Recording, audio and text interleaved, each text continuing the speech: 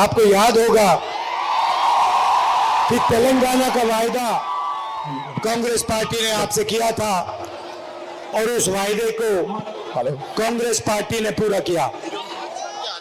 जो आपने सपना देखा था वो अधूरा रह गया। केसीआर ने आपसे कहा था कि वो तेलंगाना का सपना पूरा करेंगे, मगर वो तेलंगाना का सपना पूरा नहीं कर पाए। उल्टा उन्होंने भ्रष्टाचार के सब रिकॉर्ड तोड़ दिए। और जितना भ्रष्टाचार यहां आजकल तेलंगाना में हो रहा है, शायद बाकी हिंदुस्तान में कहीं भी ऐसा भ्रष्टाचार नहीं हो रहा। एक परिवार पूरे स्टेट को कंट्रोल करता है, चाहे वो जमीन हो, रेत हो, शराब हो, पूरा का पूरा कंट्रोल केसीआर के परिवार के हाथ में है, उनके रिश्तेदारों के हाथ में है। हमने, मेरा आपके साथ राजनीतिक रिश्ता नहीं है, अब मेरा आपके साथ पारिवारिक रिश्ता है, मोहब्बत का, प्यार का रिश्ता है। तो मैं यहां आपको झूठे वायदे करने नहीं आया हूं, मैं आपको सिर्फ यहां सच्चाई बोलने आया हूं। चुनाव में कांग्रेस पार्टी जीतने वाली है। कांग्रेस पार्टी की जबरदस्त लहर है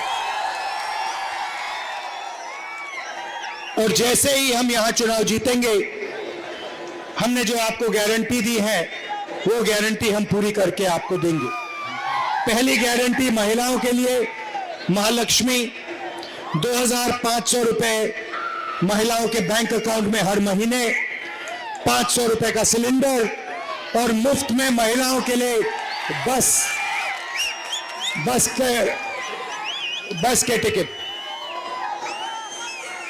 किसानों के लिए 15,000 रुपए प्रति एकड़ और मजदूरों के लिए 12,000 रुपए प्रति एकड़। इंदिरा अम्मा इंडलू स्कीम 5 लाख रुपए गरीबों के घर बनाने के लिए मदद। गृह ज्योति स्कीम 200 यूनिट हर महीने मुफ्त में बिजली। और युवा विकासम 5 लाख रुपए युवाओं को स्कूल और कॉलेज और कोचिंग फीस के लिए। और अंत में बुजुर्गों के लिए चयौता 4,000 रुपए हर महीने हमारे बुजुर्गों को।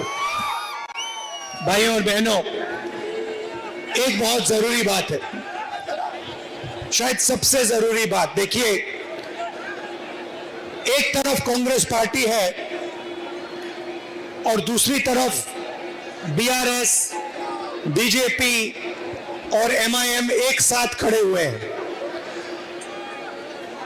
ये एक दूसरे की मदद करते हैं। लोकसभा में मैंने स्वयं देखा, जब भी नरेंद्र मोदी जी को मदद की जरूरत थी, चाहे वो जीएसटी हो, चाहे वो किसान बिल हो, बीआरएस ने एकदम नरेंद्र मोदी की मदद की। आप देखिए, मैं बीजेपी से लड़ता हूं, पूरा देश जानता है कि अगर एक आदमी बीजेपी का मुकाबला करता है, उनके सामने खड़ा होता है, तो उसका नाम राहुल गांधी है।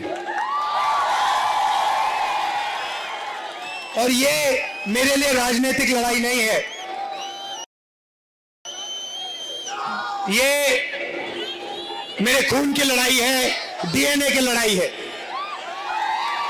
अब देखिए, मेरे ऊपर बीजेपी ने 25 केस लगा रखे हैं। जहां भी उनको मौका मिलता है नया केस लगा देते हैं, क्योंकि वो जानते हैं कि राहुल गांधी उनके साथ कॉम्प्रोमाइज नहीं कर सकता है और नहीं करेगा। राहुल गांधी उनके खिलाफ, उनकी आइडियोलॉजी के खिलाफ, उनकी विचारधारा के खिलाफ लड़ ही सकता है। मेरा घर ले लिया, मैंने खुशी से अपना घर दे दिया, कहा ले मुझे नहीं चाहिए आपका घर। लोकसभा की मेंबरशिप रद्द कर दी। अब मैं आपसे सवाल पूछना चाहता हूं, मेरे खिलाफ 24 मुकदमे, मेरा घर छीन लिया, मेरी लोकसभा की मेंबरशिप रद्द कर दी। आपके चीफ मिनिस्टर के खिलाफ नरेंद्र मोदी जी ने कितने केस लगाए? आपके चीफ मिनिस्टर के खिलाफ कितने केस नरेंद्र मोदी ने लगाए? एक भी नहीं। ना ईडी उनके पीछे है, ना सीबीआई उनके पीछे है, ना इनकम टैक्स डिपार्टमेंट उनके पीछे है। क्यों? क्योंकि चीफ मिनिस्टर केसीआर बीजेपी की पूरी मदद करते हैं। देखिए, आप बता रहे हो, बिल्कुल सही। केसीआर उनकी मदद करते हैं और बीजेपी इनकी मदद करते हैं। आप देखिए, मेरे ऊपर 24 घंटा आक्रमण चलता है। बीजेपी के सब नेता मेरे ऊपर आक्रमण करते हैं। मैं सुबह उठता हूं, अगर सारे के सारे बीजेपी के नेता मेरे ऊपर आक्रमण नहीं करते तो मुझे मजा नहीं आता, मुझे अच्छा नहीं लगता। मैं कहता हूं आज कुछ कमी रह गई, थोड़ा और जोर से मुझे बोलना चाहिए। मगर केसीआर पे, उनके परिवार पे बीजेपी का कोई नेता आक्रमण नहीं करता। कोई केस नहीं, कोई ईडी नहीं, कोई इनकम टैक्स नहीं, मिले हुए हैं दोनों। दूसरी तरफ एमआईएम है। आप पता लगाइए, जहां भी कांग्रेस पार्टी बीजेपी से लड़ती है, चाहे वो असम हो, महाराष्ट्र हो, राजस्थान हो, वहां पे बीजेपी की मदद करने के लिए एमआईएम के लोग हर कंस्टिट्यूएंसी में अपने नेता खड़े कर देते, अपने कैंडिडेट खड़े कर देते। भाई और बहनों, दिल्ली में बीजेपी को हराना है, तेलंगाना में बीआरएस को हराना है। ये तीनों एक साथ मिले हुए हैं, भूलिए मत। कांग्रेस पार्टी को पूरा समर्थन दीजिए। यहां पे लहर आ रही है, जैसे सुनामी आती है वैसे सुनामी कांग्रेस पार्टी की आने वाली है, और पहले यहां आएगी और फिर दिल्ली में आएगी। आखिरी बात मैं आपसे कहना चाहता हूं, बीजेपी के लोग पिछड़ों की बात करते हैं, ओबीसी की बात करते हैं। बीआरएस के लोग ओबीसी की बात करते हैं। मैं इनसे पूछता हूं, अगर आप ओबीसी को इतना चाहते हो तो आपने कास्ट सेंसस का जो डेटा है, जो कांग्रेस पार्टी ने कास्ट सेंसस किया था, जाति जनगणना की थी, उसका डेटा अपने देश को क्यों नहीं दिखाया?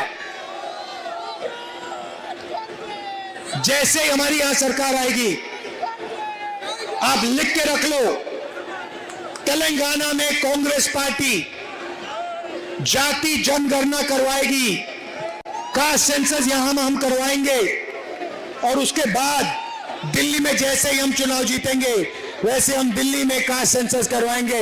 और ओबीसी की सच्ची जो शक्ति है, ओबीसी को हम उनकी सच्ची शक्ति दिखाएंगे। भाई और बहनों, आप यहां आए, आपने अभी मेरे साथ पदयात्रा चली, दिल से मैं आपका धन्यवाद करना चाहता हूं। दिल्ली में मैंने आपसे कहा मेरा पारिवारिक रिश्ता है, राजनीतिक रिश्ता नहीं है। आप दूसरों से राजनीतिक रिश्ता रखो, मेरा आपसे पारिवारिक रिश्ता है। जब भी तेलंगाना को, सुन लीजिए, जब भी तेलंगाना को राहुल गांधी की जरूरत होगी, मैं आपका सिपाही दिल्ली में बैठा हूं। जब भी आपको मेरी जरूरत होगी, मैं 1 मिनट में हाजिर हो जाऊंगा। जो भी आप काम मुझसे पूछोगे, दिल से मैं आपका काम करूंगा। बहुत बहुत धन्यवाद। नमस्कार, जय हिंद।